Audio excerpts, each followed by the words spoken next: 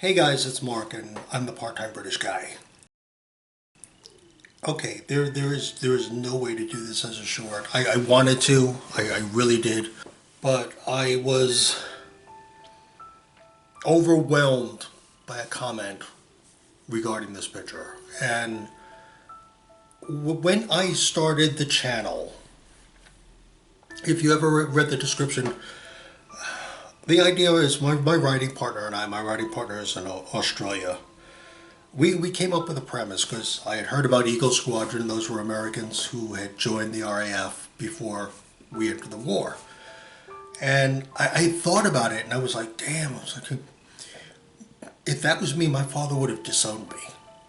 And I'm not lying. I'm not being facetious or anything. I'm deadly serious.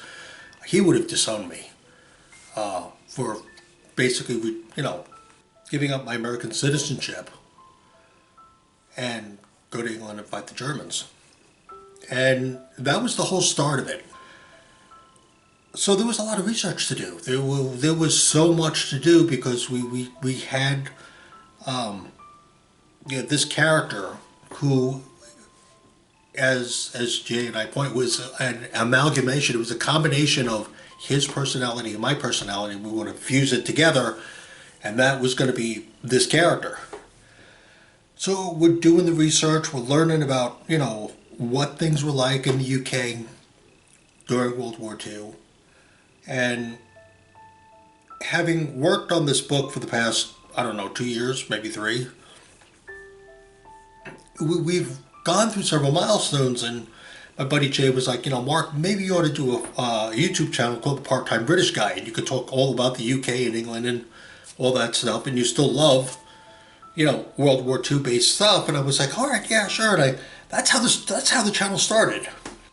But when I posted this picture, I had no idea of some of the comments that I was going to get. I had no idea about people who talked about the war and how, like, one particular person talked about how his aunt fell in love with a Canadian soldier and moved to Canada. I had people who talked about their relatives who died during Operation Market Garden. And seeing this one picture, I was awed. And I'm just going to kind of read what they wrote and stuff and try to explain why it's affecting me the way it is. Alright, person wrote, I'm sure his grave was adopted by a Dutch family or individual who would take care of it and visit it from time to time. Like all liberators' graves are. Okay? This has been going on since the end of the war, spontaneously, but now continually, as assured by private organizations with huge waiting lists to adopt a liberator's grave.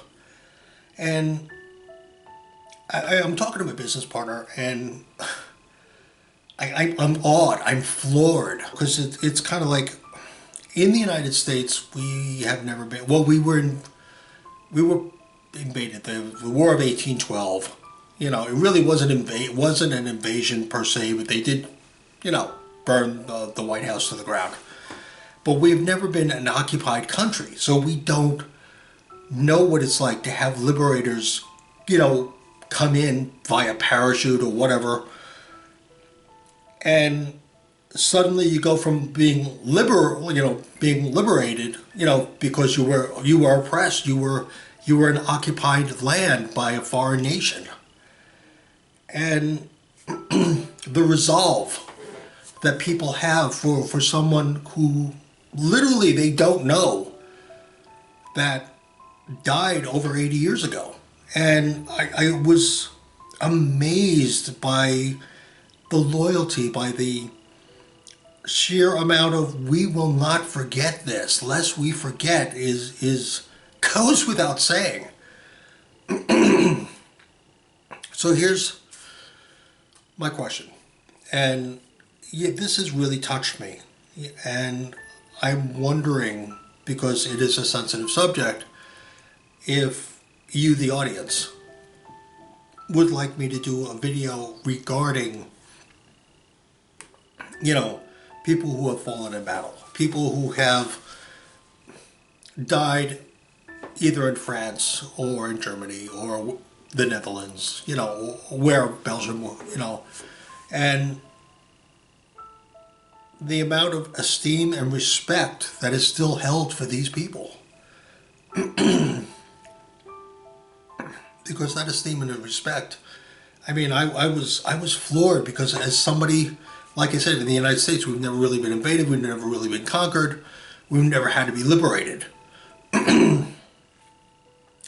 So we have so taken this for granted.